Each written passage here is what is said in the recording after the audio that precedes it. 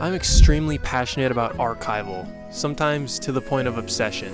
I think we have a responsibility to archive things whenever possible. With the technology that we have access to, it's easier than ever to hold on to the memories that we create and the media that we consume. Humans forget things, it's just how our brains work.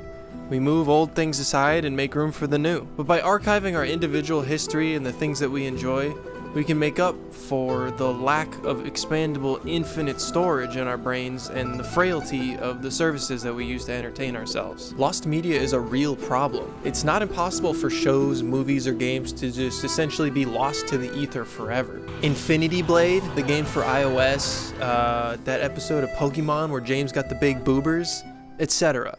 Hot topic. Emulation. Emulators are one of the ways that we can preserve the things that we enjoy. Of course, when given the tools to play games illegitimately, people are going to use it for that. But on the flip side, emulators are a way for us to experience games that companies will no longer sell to us. They allow us to have a better experience playing these games than we were ever even able to on the original hardware. Nintendo is the most egregious example of this. With their huge library of games that they've developed over the years, a majority of them cannot be purchased and played anymore without buying original physical copies, which are dwindling in numbers and are prone to failure over time. Nintendo does offer a service to essentially rent their old games through the use of their online service, but this doesn't guarantee what games will be available and for how long.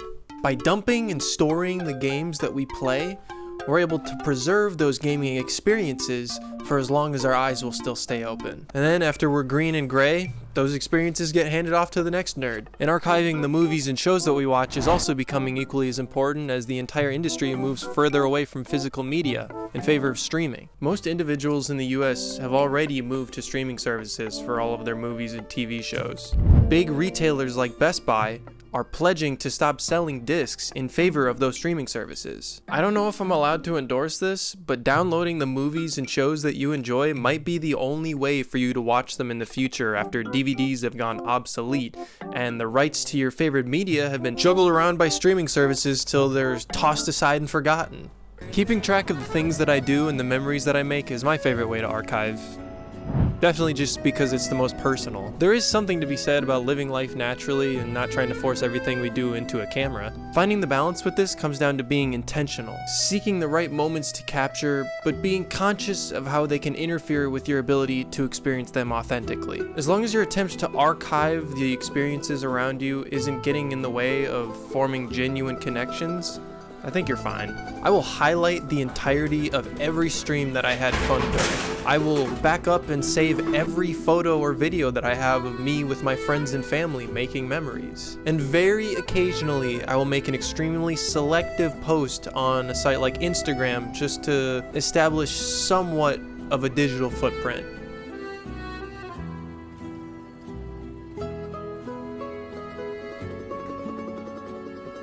How cool would it be if you could watch hours of footage of your grandparents or historical figures just doing stupid shit, seeing what it would essentially be their entire lives documented as they go from diaper age to diaper age. We haven't really had that experience yet, and I'm excited for the future where we get to go back and experience all of these historical moments in 4K Ultra HD. We can watch the movies that our elders grew up on, or play the games that they poured hundreds of hours into. It's a crazy age of digital information that we live in, and it's all of our responsibilities to write some ones and zeros into that big digital tome.